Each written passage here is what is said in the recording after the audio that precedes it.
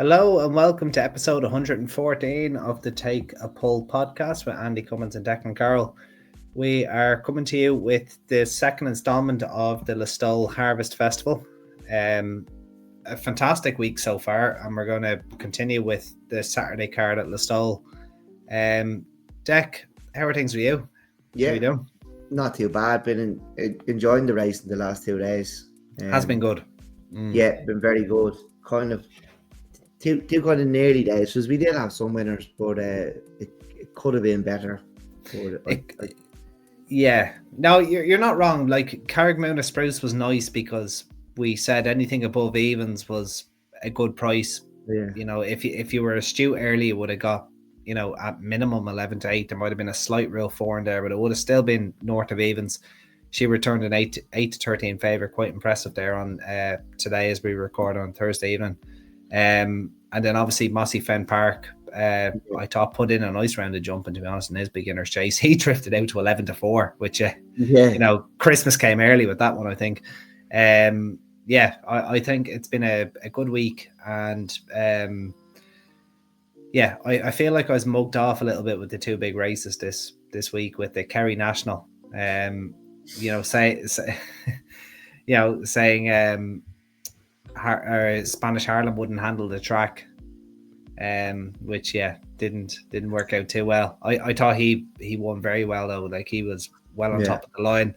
Willie Mullins has earmarked the Grand National for him, which doesn't really surprise me. And I think it was Last Kingdom today, wasn't it? Last Kingdom, in the Lartigue. Yeah, so he's learned how to settle and has subsequently improved about £25 in the process, given his win at Ferryhouse and his win today at Listowel. Yeah, looks a very nice horse going forward as well. Might be a little bit hard to place now, given that he's 4 rising 5. It's not easy for the handicappers, especially when they, you know, win in handicaps as 4-year-olds against, you know, their own age. I'm sure you know yourself. But yeah, we're going to have a very slight change to the process going forward. We're going to try and mention as many, you know, Irish horses as possible. We've got Newmarket this weekend as well. In the very near future, like next weekend, we have the Arc, Breeders' Cup, etc. We're going to try and, you know, highlight those top Irish horses going forward. And, you know, if we fancy any to go and win, we'll let you know here and we'll tip them. And, you know, maybe if there's a few, you know, English or American or Japanese horses in there that we like, we'll let you know as well. Bit of a rarity, a bit of a niche, but like races well worth covering. Like races worth covering. I don't see why we shouldn't. Like, you know, if we're covering Gowran next week, we can talk about the Arc. All right, absolutely on the card, like, you know. We've done a little bit of before with Cheltenham, obviously, which, you know, when we were joined by Ian and Luke and went down very well, and we covered great fun, which seemed to go down well, and we covered the Epsom Derby, which people seem to enjoy. So we won't get away from our core values and our roots. Like it's you know what we're you know Clonmel is on.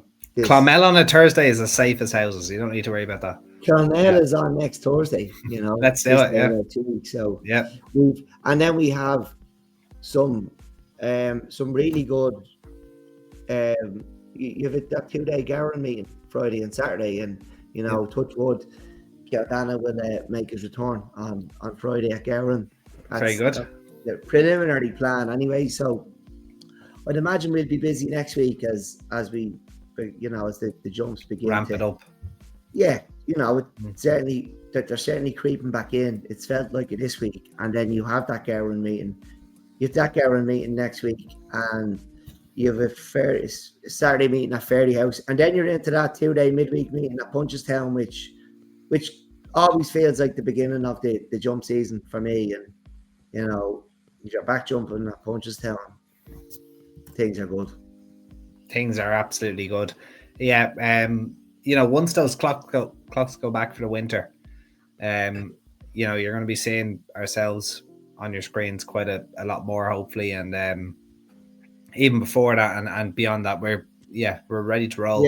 And look, you know, the dark evenings give plenty of time to tune into us.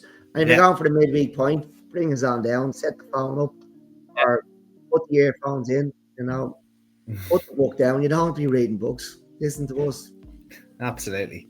Yeah, couldn't have said it better myself, but just before I do move on, like there was a few nice performances this week. I think we've a new favourite for the Supreme Novices Hurdle in Davy Crockett. We had. I would have thought it would have been one of Declan Quealy's maiden winners. No. Well, yeah, like obviously his stringer very forward, Carrickmount of Spruce. I thought she was quite impressive today, and obviously he had I'll sort that yesterday. On Wednesday there, yeah. Both well punted, both were odds against, and yeah, both won nicely. Like it looks like we're not doing damage. We kind of we're doing it in silence nearly, because you look at the results, they're not really backable prices for most, but they didn't open at that price, so we obviously weren't the only ones that fancied them. No, absolutely not. And it's probably worth giving a shout out to Michael Keneally, the £7 claimer who was riding for Declan Quealy. I would imagine by the time the clocks go back, latest maybe Ferryhouse in November time, he's going to be racing's worst kept secret, because he rode he's riding quite a bit now for Declan Quealy. He's well known on the point circuit, but he's been encouraged to keep his claim for horses that have a chance. Very, very polished rider, very, very good. And, when you see him booked up, you can assume that the horse has a chance. He's a horse he's a jockey that you're probably going to, when these spring festivals come around and you see his claim, I would imagine that some top punters are going to be using him as a reason to why they fancy said horse in said race. He's well worth his £7. It's a bit of a cheat code at the moment. He could be £5 by the time it comes around to the spring, but it's well worth keeping an eye on. And then heads up then, Deck, today. I know you tipped him. Well, you didn't tip him necessarily. You said he'd win the race at 8 to 13. There's something I do need to get off my chest though, like. And I could ask you this, and we haven't discussed this. We haven't discussed this offline at all. Would you say? I'm gonna pop you a question that you're unprepared for. Would you say that Heads Up winning today has boosted the champion bumper form at Cheltenham? I think any time a horse from a race wins, it boosts the form. Even when it's second in a Grade 1 and it rocks up in a maiden hurdle in September. Like I feel like that's kind of, like. I would have thought the bare minimum, like let's say you finish second in champion bumper. Let's say, you have a new Countana and he's running bumpers, and you're lucky enough to finish second in champion bumper at Cheltenham, right? Yeah. And let's say Ross or whoever's training the horse says, we'll go for a maiden hurdle at the Listowel Harvest Festival at the end of September. I'm not trying to disrespect the horses that are running in that race, but you go and win, and win as expected. You win at odds on, you win nicely. What my argument would be is the bare minimum expected of a horse that's placed in a champion bumper at a festival like Cheltenham is the bare minimum not to win a maiden hurdle. Oh, absolutely it is, and all you can do is win that maiden hurdle. All you can do is go out and win, and it's certainly like all you can go and do is boost the form. Now it's up to people who watch racing to judge just, where that performance is at and how good that horse is. But he's boosting it, but be a judge. And when it comes down to the nitty gritty and he goes to the Royal Bond, then you really need to look at it and say, where is that form? But at the moment, of course he's boosted. That's all he can do, But all he can do is win. Other years where they haven't come out and won. So I'm not going to be jumping up and down and saying that he wins a lot. And it was the most vintage champion bumper we've ever seen, but it's certainly doing the race no harm. But you're dead right, they should be coming out and winning maiden hurdles in September if they're running them, right? But where we are now, all you can say is he has boosted the form, but ask me again in November or in December, do I fancy him for the Royal Bond? I'll be, I'll have to judge it then. But that's what makes this game, That's what makes it great. Yeah. That's what makes it great. And that's why, if you have a good eye for it, you can make money, if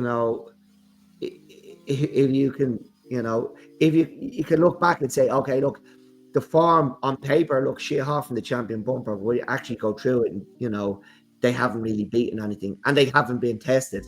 So I'm gonna, not back him in the Royal Bond at 4-7. I'm gonna back, X horse at 16-1. Like, that's how it works. Yeah. That's how it works. But at the moment, it's like are you saying like we shouldn't be using the form boosting? No, I don't think. Is he saying he's just doing it justice? Like, I think he's just showing you what we already know what he can do. Like if I was to rephrase, he had to show he could jump. That's a fair point. Yeah, he had to show he could jump. But like a way you could rephrase it is, does what Heads Up done today on Wednesday, does that enhance your opinion of Bambino Fever? Well, my concern about Bambino Fever is she reminds me an awful lot of. Do you remember Relegate? She came from Cheltenham Town to win the champion bumper, didn't she? She won at Leopardstown. She won. She won the Mayor's bumper, didn't she? Did she? Yeah. So she jumped like a rhinoceros. So that was the problem with her. And it will come down to, look, maybe Heads Up will pass Bambino Fever if he'll improve past her if she can't jump. It'll come down to how well she jumps. Relegate couldn't jump, she was slowing down going into every hurdle. She only looked half the horse. She still had that big engine, Andy.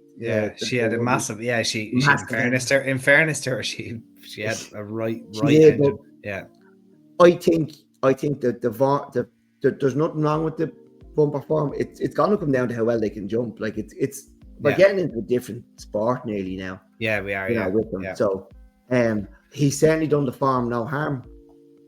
No, I'll agree with that. I'll give you that. Yeah. It's kept me awake at times at night, thinking about Bambino Fever and can she jump? Because if she can jump well, if she can hurdle well, like can you see her being beaten over 2 miles over hurdles? Like, if she can jump really, really well, she could, she's potentially a champion hurdler and a Gold Cup horse because she has. You're not wrong. But I can also see you vomiting into the side of a bin in the Arkle bar when she lines up in the Don Run on the Thursday at 4-7 instead of the Supreme Novice Hurdle. So that's another issue that we have. But look, that's a story for another day. We don't need to get into that. I think if she hurdles like a proper one, she just goes to the Supreme and she probably wins it. Yeah. Well, she has to jump. We don't. All we know is she's unbelievable over 2 miles on the flat. We need to know she's alive first. You never know. Yeah. But no, look, I get where you're coming from. People get overhyped these races when horses come out and just win again. You know, and win races they should win. But it's also why people who think outside the box and don't just believe everything they're told and actually watch races, not just look at the results on paper. It's why they make money. So it is a game of opinions after all. And totally at the moment, the form hasn't been done any harm. No, totally agree with that.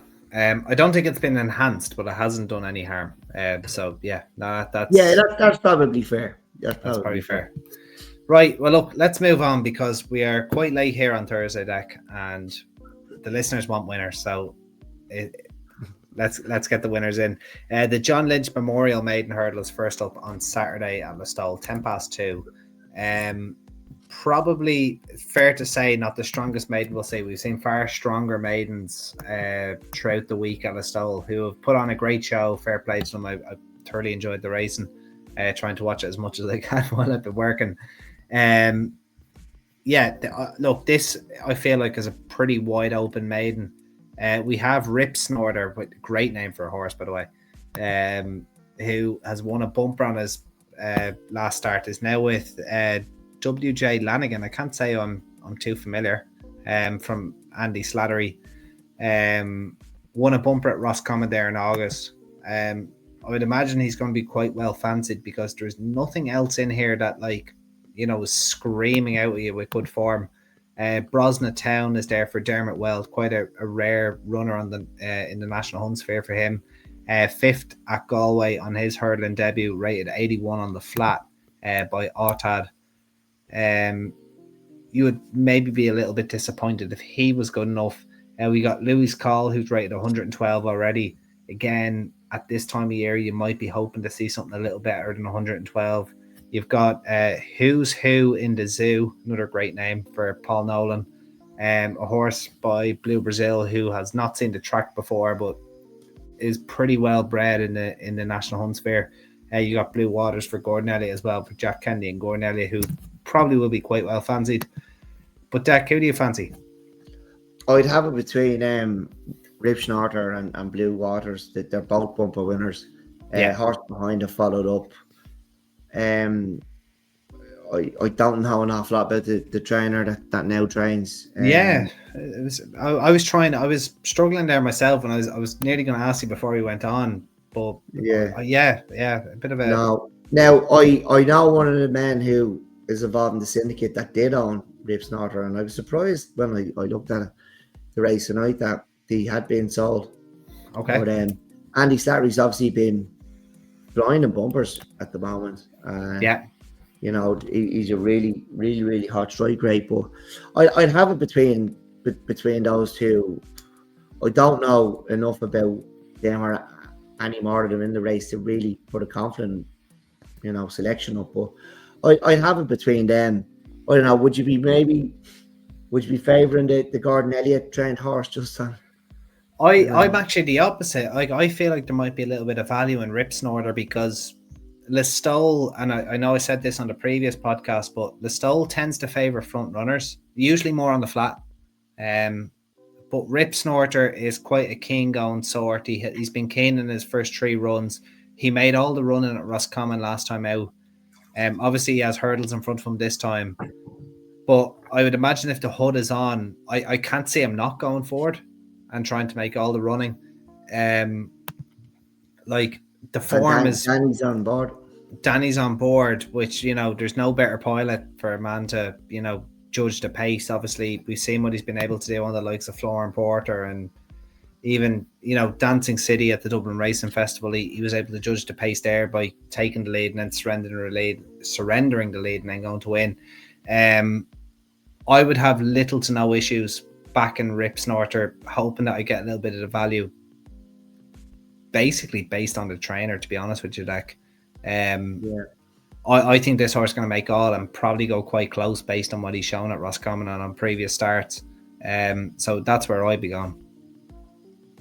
Look, I'd have it between them, and I can't really split them, to be honest. I'll follow you in on Rip Snorter then. Right, Rip Snorter in the 210.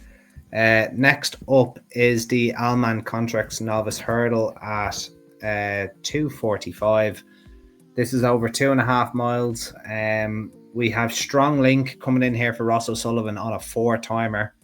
I think a winner at the Galway Festival, possibly, I think, when last seen. Got up the rail, didn't he? Yeah. He actually, the two of them face off again here. Himself and Cameron de Vega. Yeah, and then we've our old friend Keynesburg trying a trip that he clearly won't get over 2.5 miles. Great to see Keynesburg back. And then, as you mentioned there, Dec, Cameletta Vega. Mick Collins in here as well, rated 123. Costa Curta rated 122 there for Henry de Bromhead, who finished Thursday at Listowel with a late double, winning the bumper, and obviously Mossy Fen Park winning as well.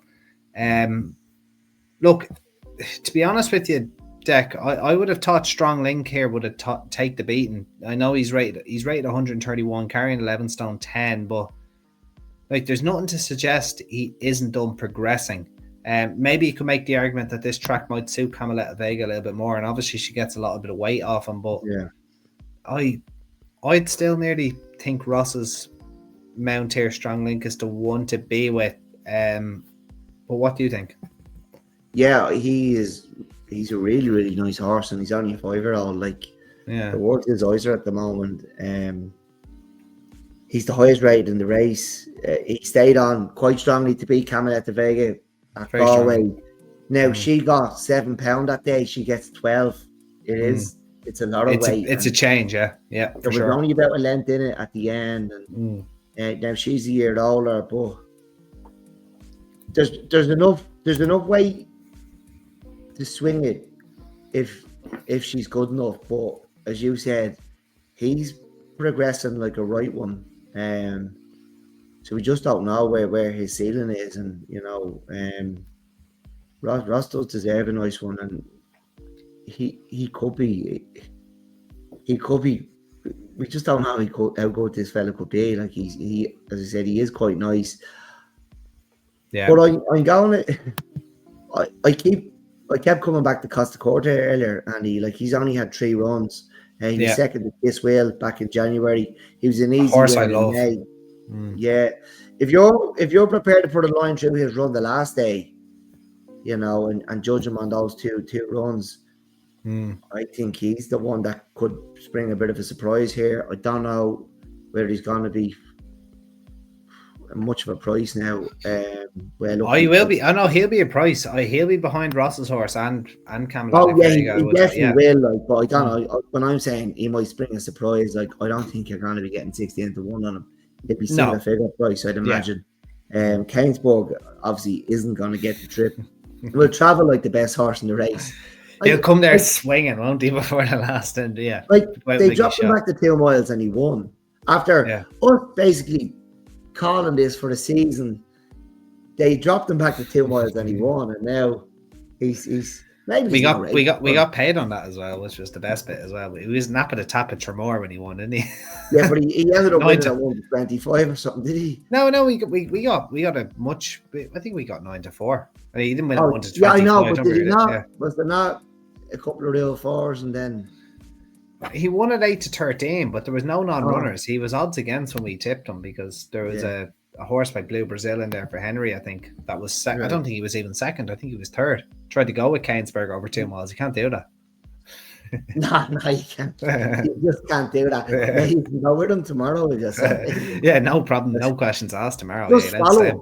Yeah, just follow him and get ready to step out of his way when he starts reversing back in. Once you see the 4 furlong marker, the 3 furlong marker, just get up on his skirts and forget about it. Race over. He'll be coming back to you quick. So no, look, I think I try Costa Corte. See, okay. I don't know when Strong Link is going to stop improving. Camelot de Vega is weighted to reverse the form with him purely based on the last run, but as you said, we don't know where he's going to stop improving. So I'm just going to forget about those pair. Okay. And I'm going to back the horse that ran 3 times, and I'm going to pretend he didn't run the last time. So he's only ran twice, and he could take a massive step forward. Yeah, no, that's a decent play. I understand that. Scrap the Galway form in the bin and go with the one that's the least exposed. I that makes sense. Look, I could see Strong Link if he's ran a little more prominently, because I think he'll get 3 miles standing on his head personally. So if they make a lot more use of him because he came from the back at Galway, maybe that's his best route to success. We'll see though. It's probably a no-bet race for me, to be honest, Deck. But like, if Strong Link is, if they ride him for stamina, I think he's the one they need to beat, because 131 at this level in late September in a race of this nature, like, that should be, you should be going very close. So I'd be comfortable enough with that. But I can't see where you're coming from with the Henry de Bromhead horse, Costa Curta, because I'm for a fact, and I'll probably talk about this later on later podcasts. I think Kiss will. He could be a future Gold Cup horse, in my opinion. I really, really like him over staying distances because he's not slow, and I can't wait to see him over a fence this year. Really, really excited to see him. And Just with Mick Collins, Andy, are we just Yeah. seeing a talented 4-year-old that's going to be hard to place, and that's it. Yeah, but like off 123, like why are you not running in the handicap hurdle for big money on the Thursday? Like it's a yeah, it'd be interesting. Obviously, Michael Keneally rides him though, so maybe he does have a chance, because at the top of the show we did say like he is like like Declan Quaid said this in interviews. Michael Keneally is minding his claim, so any horse you see him jocked up on, you need to take a second look at. But I'll still stick with Ross's horse here, Strong Link. I do think there's other stronger bets on the card, but Strong Link for me. Costa Curta for yourself, is it? Yeah, I'll go with Costa Curta, yeah. Cool. Right, on to the 320, the MJ Carroll ARRO Handicap Hurdle, over 2.5 miles. So this isn't a bad race, to be honest. We got 15 runners. It's probably best to say the Top Weight Feud. I've been a little bit disappointed with him. Obviously a winner at the Galway Festival in 2024. I thought he'd go on to a lot better things. He is rated 132, but I don't think he's really reached the heights that I thought he might get to. We got a few legends in here. The Real Deal, Millstream Lady. I think I've definitely tipped her a few times. We've a Cheltenham winner from last year in Moon d'Orange, albeit over fences. Not a bad handicap hurdle here, Deck, but who do you like? No, and I was struggling with this one, and I found over the last couple of years, if you're struggling to find a selection in a race, and Millstream Lady is in it, just go with her, because she usually wins it. But no, I landed on A Law of Her Own. Now, she was well held the last day, but that was over 2 mile one. It was her first whole run in quite a while. She is 1 from 15 of her hurdles, but I 116. So it's probably a couple of years now since she's got to run off this mark, and I don't think there's anything really well handicapped in here. There's nothing really hiding, I don't think. No. But she's off her last win mark over hurdles, so yeah, I'll go with A Law of Her Own. Law of Her Own for Deck. I'm probably, unfortunately, going to go with the Paul Town and Willie Mullins horse here, Psycho. Obviously Cisco. not Cisco. Oh yeah, Cisco. I was thinking of the Tony Martin horse. Remember Tony Martin had a horse called Psycho, didn't he? Yeah. Cisco. Look, again, it's similar to what you did in the last race, Deck. I'm kind of going to forgive his run at Galway last time out, where he was traveling all right out the back, but they just kind of got away from him pretty quickly over the 2 miles. I think the step up and trip is probably what he needs. I'm assuming he's quite unexposed. My only worry is that he's going to be probably a couple of points too short, given the connections and the jockey trainer combo. But he's very unexposed in a race that even you said yourself there is quite winnable. You had like Millstream Lady. Of course, you won last time out, but in handicap company, you're probably a little bit disappointed if you can't find something to improve past a mare like Millstream Lady. So it'll be Cisco for me, and A Law of Her Own for yourself, Deck. So onto the 355, the Kathleen Walsh Memorial Handicap Hurdle over 2 miles 6. Bear with me there 1 moment. We've got 18 runners. Just making sure there was no reserves. Oh no, there's 3 reserves. There is reserves, yeah, half fancy one. Yeah, and this is well, hopefully it gets in. This is your bread and butter, Top Weight 95 Diamonds Diva, down in class. Could be an interesting enough proposition, but who do you like here, Deck? Yeah, this is the proper stuff now. Yeah, look, there was the 3 that caught me eye. Look, the reserve is Georgina's Jet, and I may have spoken to you about her before. Right. Yeah. She's only a 4-year-old, and she didn't stay the last day. It was over 3 mile 2 at Sligo. But she's knocking on the door, and she looks a winner in waiting. And I know as well she is a reserve. Paul Gilligan has Jack chalked up on her, so they only need one to come out, and we've seen non-runners, I think, in nearly every handicap this week. So there is a good chance she get in. Creedence Grace, 5-year-old, she showed very little in maidens, but she did show a sign the penny had dropped halfway through our handicap debut run the last day. That was over 2 mile 4. She's up 2 furlongs here. She was staying on the last day. I can see her looking like a completely different horse on Saturday. And Love Boy, now she's rated 76. Yeah. Christ. Yeah. She was, a real eye catcher of her this trip last month. She may be getting the hang of things. It's taken a while, but how much trust, she's it's her third run for her new trainer, I think. How much trust though can you put in a horse rated 76 when there's others you like in there? So I'm not sure I could trust her over Creedence Grace. This isn't a mare's race, is it? It's just no, I don't believe it is. No, there's geldings in there. There's a lot of you basically tipped every mare in the race, but the top one, Diamond Steve, is a mare as well. Yeah. Look, I'm not sure I could really trust Love Boy at 76, but I look, for anyone who wants to, I'm just trying to make a case for why she might win. But when you have a horse like Creedence Grace here, like I just think the penny dropped for the last day, and she began realizing she's a racehorse, and I think she's going to be much better on Saturday. And then Georgina's Jet gets in, and she's knocking on the door. It's coming soon. It's coming very soon, and it's probably going to be. This is probably the trip for her. So, if she doesn't get in, it'll be all chips on Creedence Grace for me. But if Georgina's Jet does get in, I'll probably Dutch them. And for anyone that into that kind of stuff, the 76 rated mare, Love Boy. Look, sounds like you're tipping something from the red light district in Amsterdam. Yeah, I know. She's from the edge of the. Are you into that sort of stuff? Eh?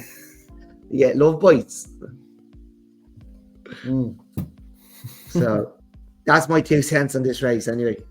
Okay. I couldn't get past Rising Dust, to be honest with you. I think she's going to be, or he is going to be, extremely short. He's rated 89. I think he kind of pulled himself up on stable debut for Emmett Mullins at Kilbeggan at the start of September. He went off 4-5 favourite that day and only found 1 too good. But kept getting headed and then kind of fighting back, and then was just headed at the wrong time. I think they know how they need to ride him now. I think he's going to come from the back, albeit a track that kind of favours prominent horses. I think Dulham is just going to try and get him in front, 50 yards to go, and just win Shade Cosley. That's where I'm going with that Rising Dust. But I think there's going to be better value horses on the card, but I could see Rising Dust going, winning at maybe 6-4, or even shorter. I think it'd be quite hard to be here in this 355. Unfortunately.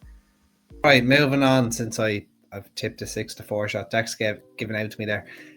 Right, on to the 2 mile 6 Charlie Chute Memorial Handicap Chase. Right, good old Drum Gill at the top of the weights there. How many starts? He only ran last week, I'm pretty sure. Did he not run on the stall? He ran this week. Yeah, he ran this week, yeah. Right, having his 34th start of his career. Still long way to race for it. He still has to catch a little. He's only a third of the way. Third of the way. But he is only 6, so he could. Did the little yank run in the Supreme Novice? No, he did not. No, he ran in the Supreme Novice trial at Cheltenham. He could well have. I don't think he did. I don't think John Ryan travels them much. I remember him running a couple, and I think he might have. If you ever saw a horse trained by John Ryan in the UK, like if there was ever a tip in itself, I don't think he travels. I think he ran in. You can look it up while I'm. While you're talking.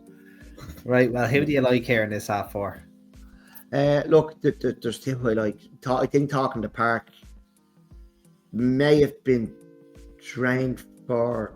I'd say was possibly trained to run really well at Galway, but I'd say this was always going to be the plan. Look, I know the owners want to have runners down here, and they like to have runners at big festivals, and why wouldn't you? This horse is quite a nice horse. He weighed 126.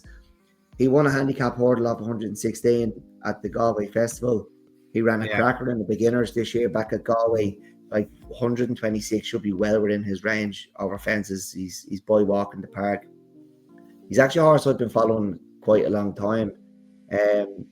He was trained by Mags Mullins, and I think he had a few issues in the head, and I think it's been a brilliant training performance by Russell Sullivan to get to the bottom of him. To get him to win 2 on the bounce last year, like, because he's a horse who had, he had his own ideas about things, and I knew he was quite a nice horse from watching him even when he was at Mags Mullins, and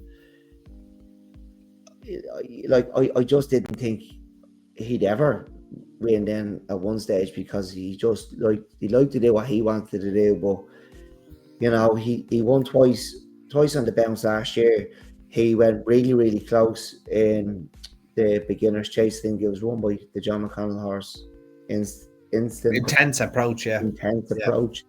But look, I think he's only 7 as well or something. He's not, he could improve a couple of times now over fences. Like I can see him win this. But there's one I'm afraid of. The one to trouble him could be Antrim Coast. He's 1 pound higher than when he was second in the Blazers. But I nearly feel like I trust the Matter horse Talking the Park to get the job done on Saturday. Antrim Coast has been quite consistent, but I think we could see Talking the Park run up a sequence again over fences like he did over hurdles. Right, okay. I thought you might have given a mention to We've All Been Caught, who is now first time up for Eric McNamara. Well, I think Eric McNamara's bought half of Britain. He's bought a lot, hasn't he? Yeah. And there's a lot of them, like French Dynamite ran a cracker obviously on his first run. He ran it. He ran a lovely race. I'm just, first time for the new trainer. It's kind of a rule of thumb. Something you shouldn't really have, but kind of just a rule of thumb. Just let them have a run. Maybe one for Limerick in a few weeks, Andy. Yeah, but that's what I was thinking, because I said that for, what was it, Indiana? Yeah. No, it wasn't Indiana Jones. Dynamite. Yeah. And he ran a lovely race. I'd be quite confident in him now for the Munster National. But we've all been caught. Like, I remember you tipped him for Nathaniel Lacey once upon a time. I think I backed him in every run that season. Yeah, because he was impressive at Cheltenham on New Year's Day. He beat Rock My Way on New Year's Day, and he ran really well behind Herms Allen in a trial in November. I think it was when he first ran at Cheltenham that season. It might have been October or November. I was quite impressed by him. Yeah. And I could not tip him for Nathaniel Lacey, and Jesus Christ, he was flat to the boards from the beginning. He was beaten from the moment. There was the one that Good Land beat Absolute Notions. Was it? Yeah, he was beaten from the moment the tape went up. Like he was never in the race. It was strange to see a horse come from Britain being, taken out of his comfort zone early in a race, because normally they're going lickety split over there, and it might be a bit of a culture shock to Irish horses, or maybe it was just the quality of that race. Yeah, or maybe it's just slow. It's very slow. Yeah, look, the way I see it, We've All Been Caught. He was, he was fourth in a Kinmuir, and he was fourth at Aintree in the, that 3 mile handicap chase that's on before the. It's the race usually right before the Grand National. It's like what's it called? What did he have? It's almost like consolation race. Yeah, consolation race. Yeah, that's the one. Yeah, but like if he was to replicate that, like he's in my opinion here, he's significantly down in class here. Like this could be the easiest opportunity he's had in, you know, I know he's transferred to Ireland, but like I don't think he's joined top weight here. Him with Watch the Weather and Drumgill. I don't think he's ever ran in a race where the top weight's been rated 132. He's always been against horses significantly better. Now, what is this? What has he? He was obviously rated very high in Britain because. I'll double check now. Like they thought, like he went on 7-2 for Nathaniel Lacey once upon a time. Like he's never eclipsed 139 was his highest because he ran in the Albert Bartlett. He's ran off 135, 134. Like so, you know, you could make an argument that's his level.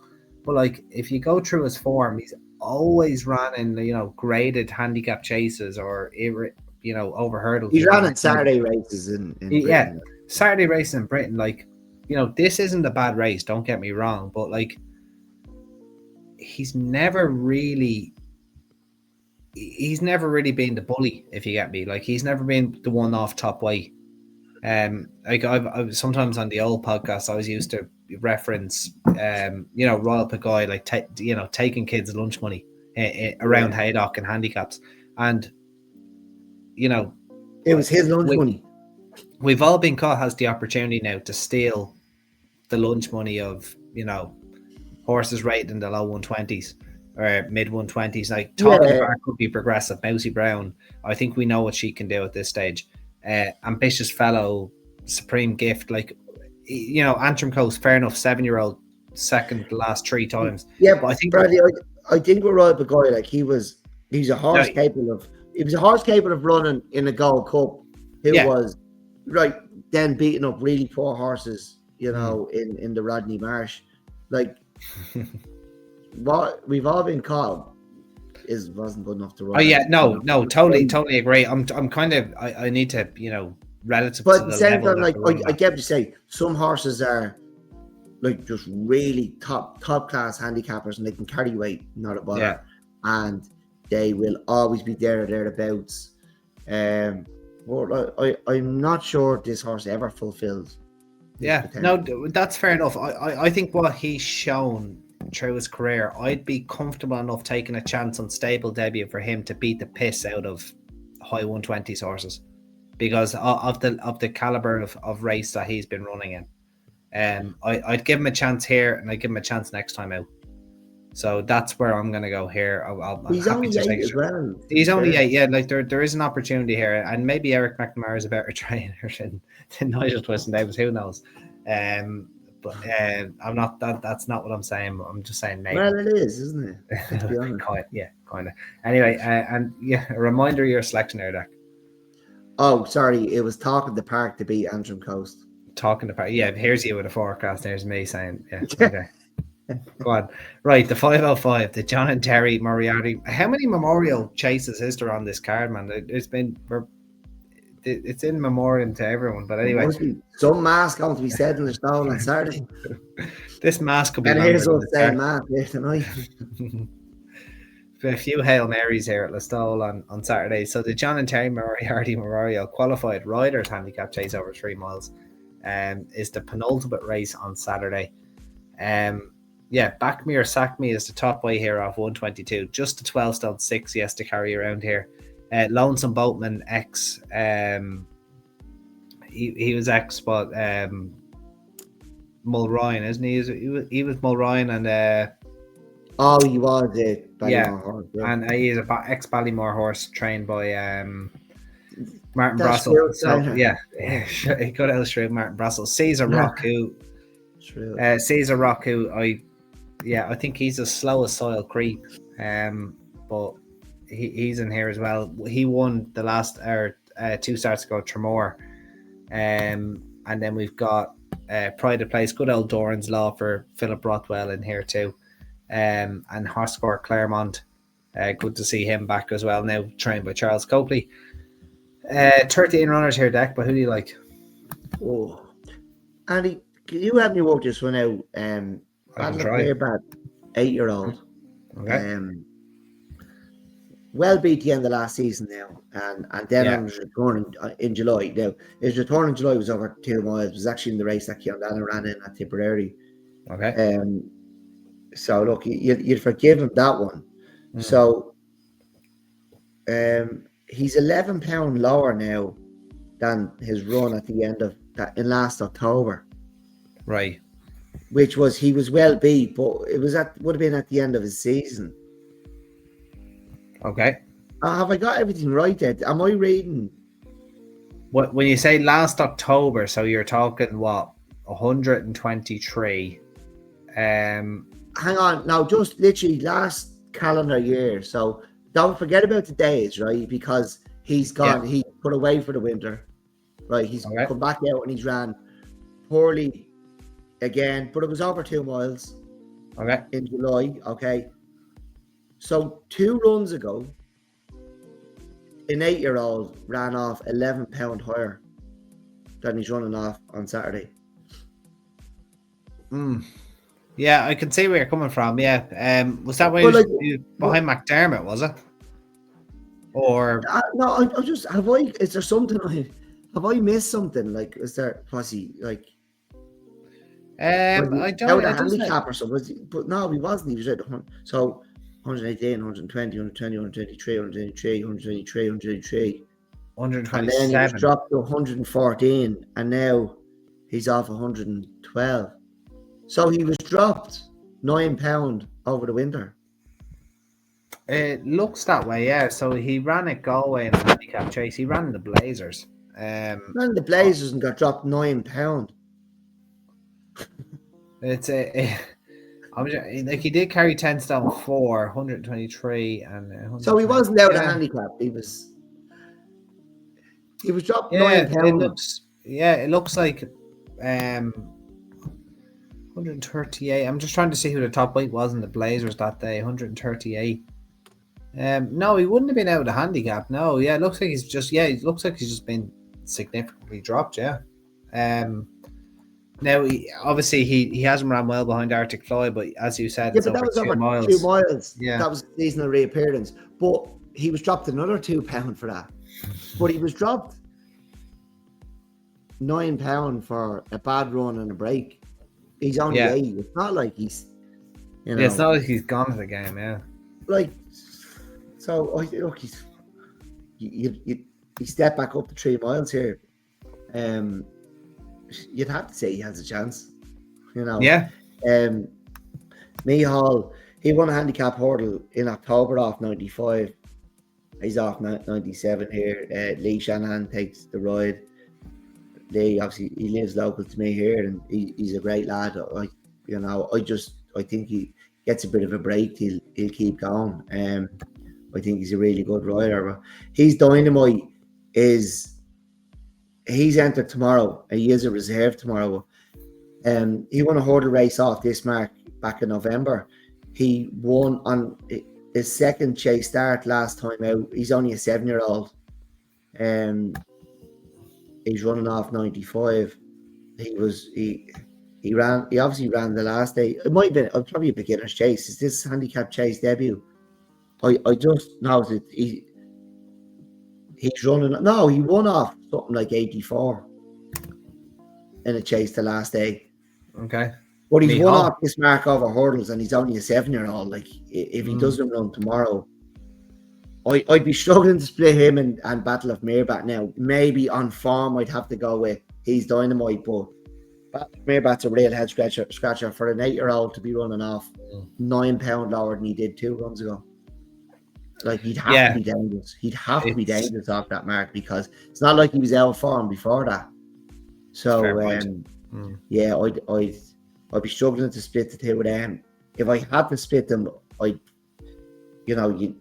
go with the form pick, which would be his dynamite. Okay, his dynamite was one that I thought, down the bottom of the weights winning last time out would take all the beating in a race, as lowly as this. I did, have a second look as well at Easy Bucks, who is a English raider for Mikey Bowen, who won last time out of Perth. Quite a prominent enough racer. seemed to he kind of looked beat at Perth before, kind of find the second wind, and then was comfortable enough at the line. I would give him a fair chance. Now you could make an argument though he is a bit of a Perth specialist, like his last 2 wins have been at Perth. He has won at Punchestown before when trained by Shark Allen. Gun to my head, I might say him. Now he is a 10-year-old, so we wouldn't know what he kind of has in hand, but he is in form. That's kind of where I was leaning. So yeah, it'd be easy booked for myself, and then Deck, if you'd be with He's Dynamite or possibly Battle of Mirror. Yeah, all I'm looking for, can you get the Irish handicapper needs to start doing what the British handicappers maybe just have the phone in show and you can ask questions. I don't know what's happened here. Like, what is going on? How are you maybe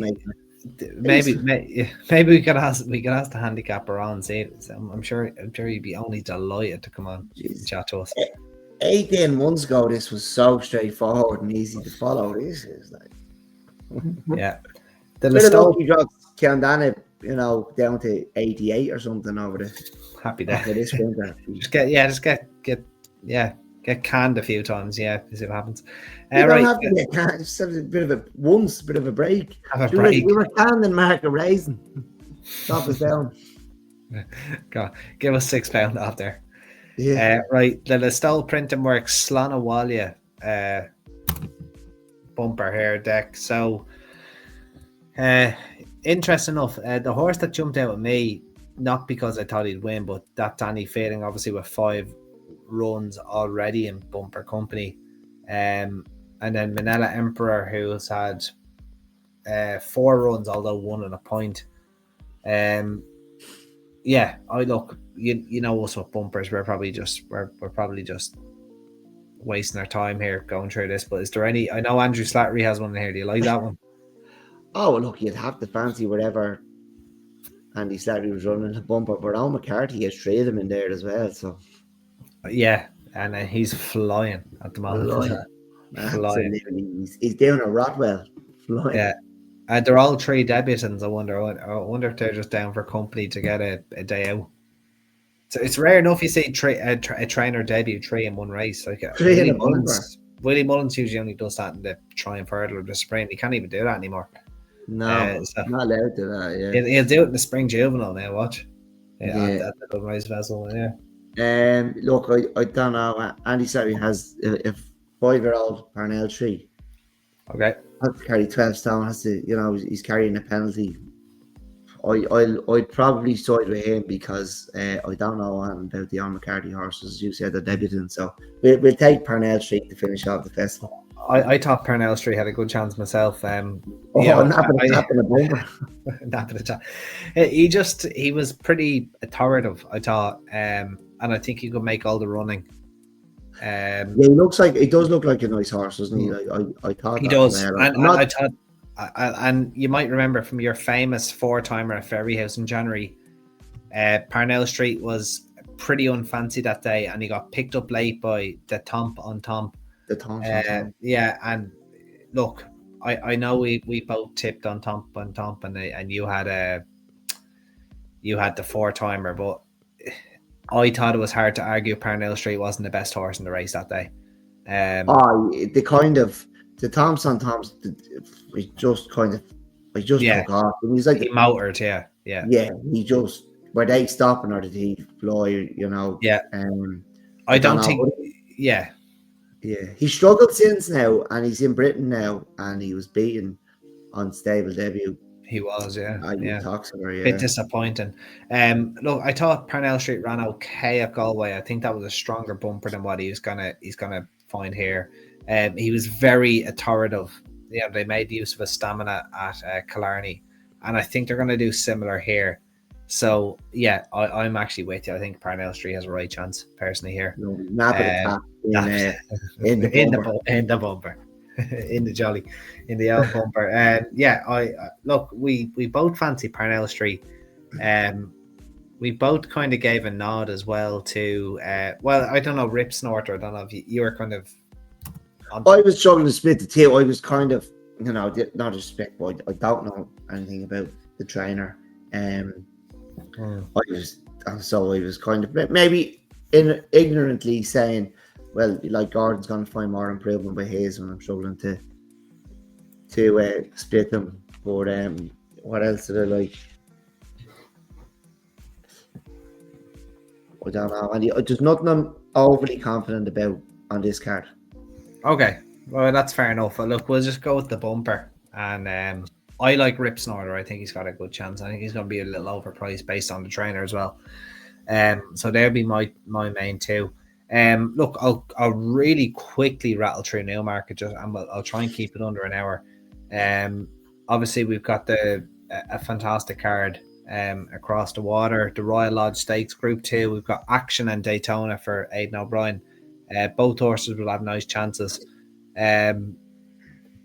We've got Bo Echo, who has been really, really impressive for George Bowie.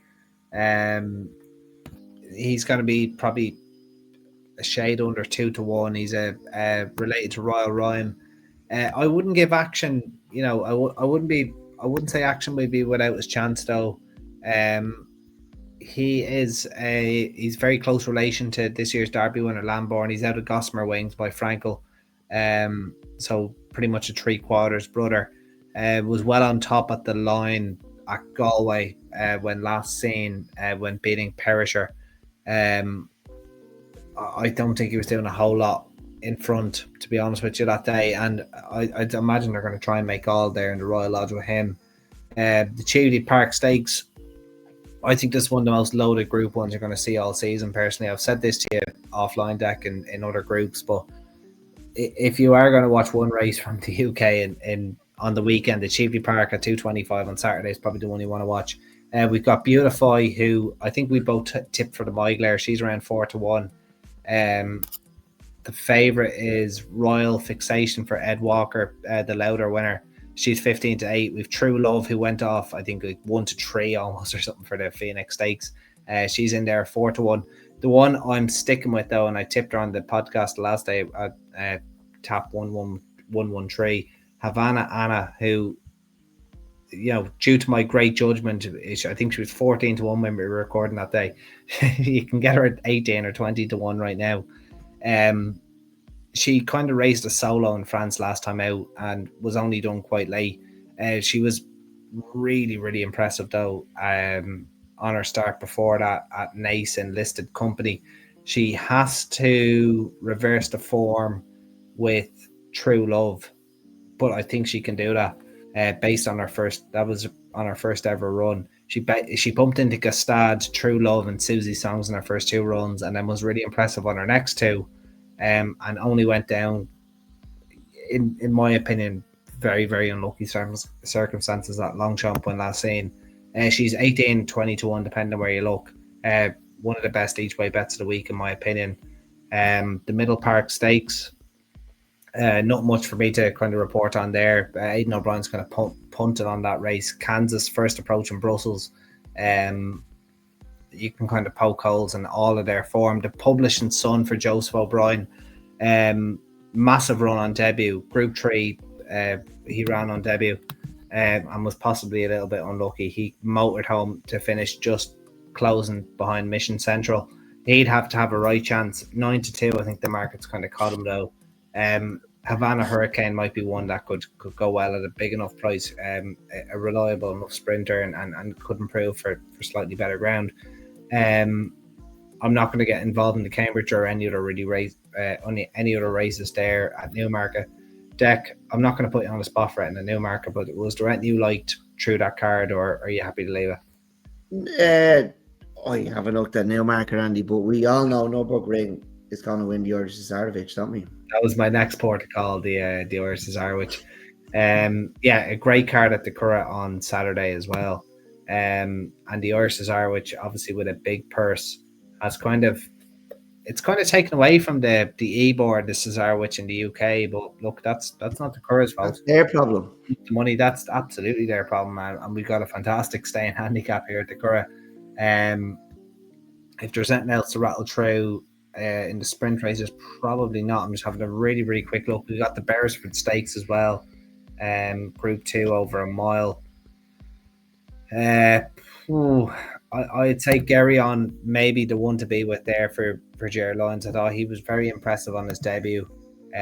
Well on top of the line and a decent maiden. Bumped into Constitution River, who was probably going to be Aidan O'Brien's main Derby horse next year, unless something pops up.